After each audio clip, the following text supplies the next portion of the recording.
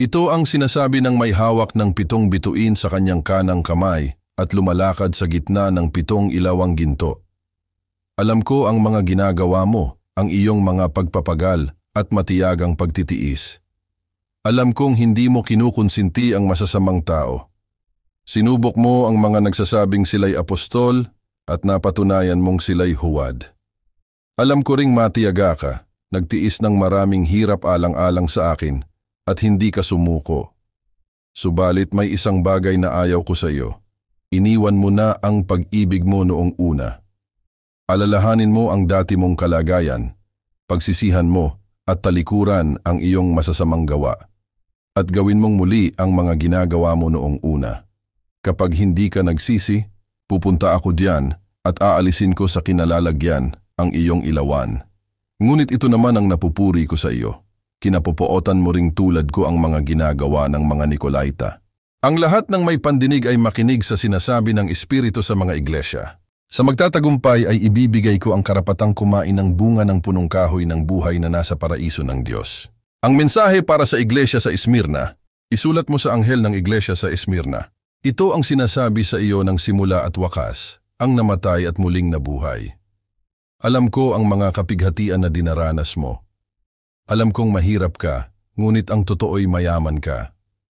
Nalalaman ko rin ang mga paninirang puri sa iyo ng mga nagpapanggap na mga Hudyo. Ngunit ang totoo, sila'y mga kampo ni Satanas. Huwag kang matakot sa mga pag-uusig na malapit mo ng danasin. Makinig ka, ipabibilanggo ng dyablo ang ilan sa inyo bilang pagsubok. Magdurusa kayo sa loob ng 10 araw. Manatili kang tapat hanggang kamatayan, at gagantimpalaan kita ng korona ng buhay. Ang lahat ng may pandinig ay makinig sa sinasabi ng Espiritu sa mga iglesia. Ang magtatagumpay ay hindi masasaktan ng pangalawang kamatayan. Ang mensahe para sa iglesia sa Pergamo, isulat mo sa anghel ng iglesia sa Pergamo. Ito ang sinasabi ng may hawak ng matalas na tabak na sa magkabilay may talim.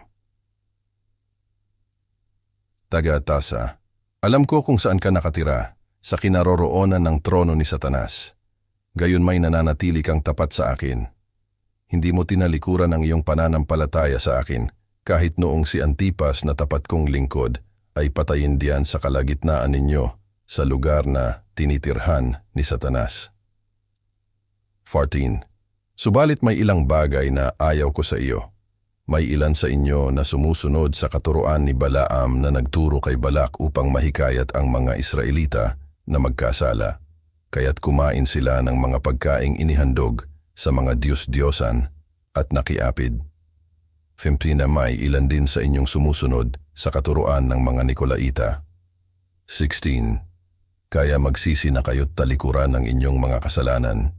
Kung hindi, pupunta ako diyan sa lalong madaling panahon at pupuksain ko ang mga taong iyon sa pamamagitan ng tabak na lumalabas sa aking bibig.